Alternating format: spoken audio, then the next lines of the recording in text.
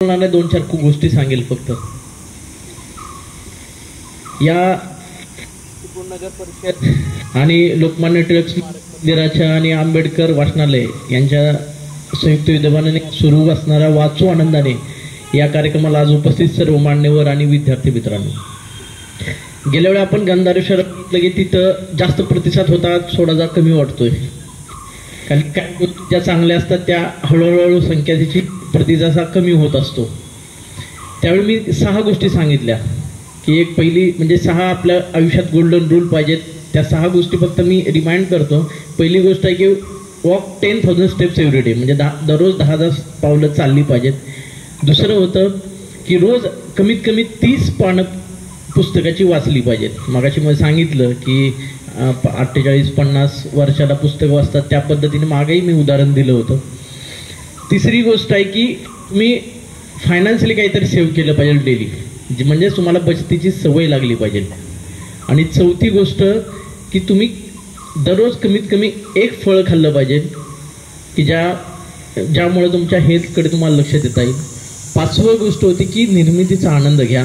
आणि 6वी गोष्ट होती की तुम्ही दररोज काय प्रगती करताय स्वतःमध्ये हे तपासून बघा की ग्रो 1% एव्हरी डे हे जे प्रिन्सिपल आहे ते तुम्ही साध्य करण्याचा प्रयत्न करा. आता या ज्या गोष्टी आहेत, या 6 गोष्टी मी सांगितलं की मी पुस्तकं वाचली, त्यातनं ह्या गोष्टी आपण एकत्र केल्या. या 6 गोष्टी म्हणजे काय की 2 गोष्टी आहेत, तुम्हाला शिस्तीचे धडे शिकवतात. म्हणजे तुम्हाला सवय किंवा शिस्तीची याच्यातून हे मिळते. आणि हे जे उपक्रम आहेत तेच आहेत की तुमच्या लहान वयामध्ये तुम्हाला पुस्तक वाचायची आवड किंवा तुमच्या मनामध्ये ती सवय लागावी, तुम्हाला सवय लागावी म्हणून हे सगळे प्रयत्न आहेत. मी ॲटॉमिक हॅबिट नावाचं पुस्तक वाचत होतो. म्हणजे छोट्या सवयी, ॲटॉमिक हॅबिट. तुम्ही ॲटॉमिक शब्द वाचला असला, ॲटॉमिक इज द एकदा छोटासा जे मॉलिक्यूल आपण म्हणतो ना ॲटम असतो तो ॲटम आहे. ॲटॉमिक हॅबिट ह्या 2 शब्दाचा अर्थ आहे की छोट्या सवयी. आणि त्या छोट्या सवयी तुमच्या आयुष्य कशा परावर्तित करतात त्याच्यावर एक चांगलं पुस्तक ते आहे की ॲटॉमिक हॅबिट.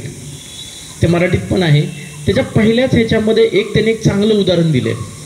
ते उदाहरण असं आहे की ब्रिटनची सायकलिंगची टीम होती. जशी आता आपल्याकडे क्रिकेट किंवा IPL आलं, कबड्डी, आणि ते आजकाल आपण बघतो की वेगवेगळे कसे त्या IPLवर हे केलं जातं वगैरे.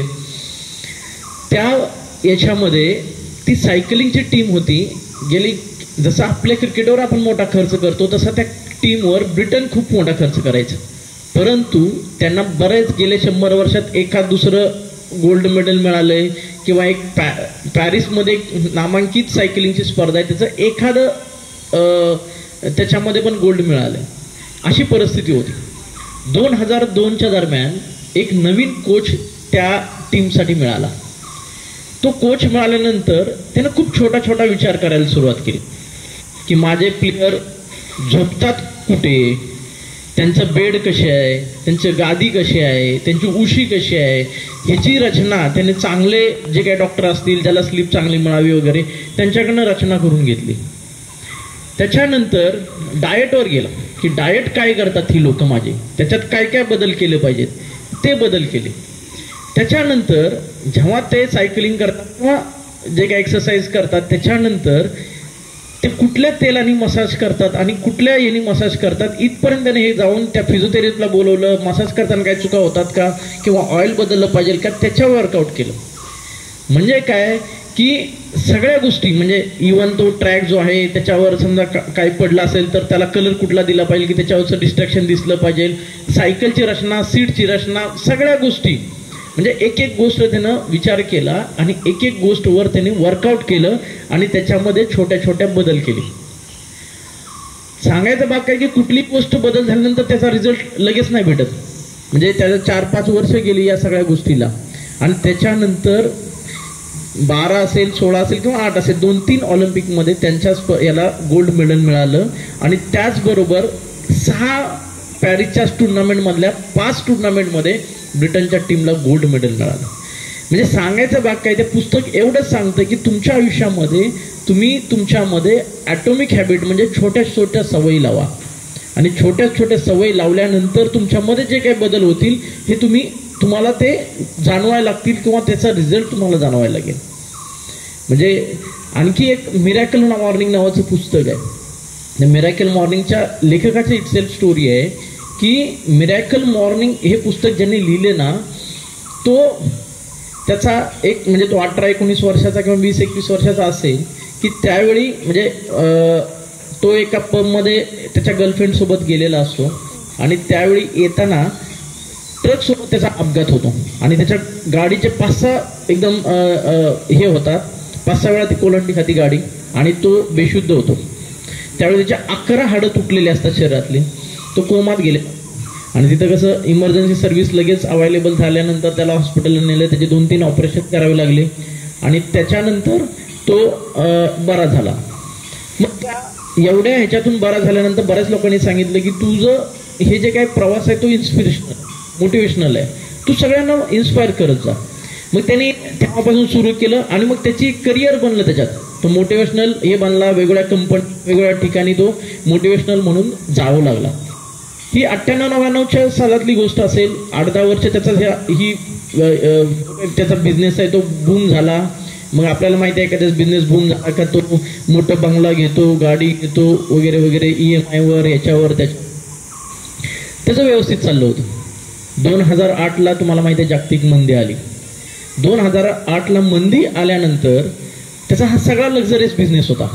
लोकांना खाण्यापिण्याचे जर वाणे झाले म्हणजे आपण कोरोनात पाहिलं तर या बिझनेसला कोणी विचारणार नाही आणि त्यात तसंच झालं. त्याचं सगळं म्हणजे पुन्हा एकदा हे झालं आणि तो डिप्रेशनमध्ये गेला. म्हणजे जो मोटिवेशनल लीडर होता किंवा मोटिवेशन करायचा तो स्वतः डिप्रेशनमध्ये गेला.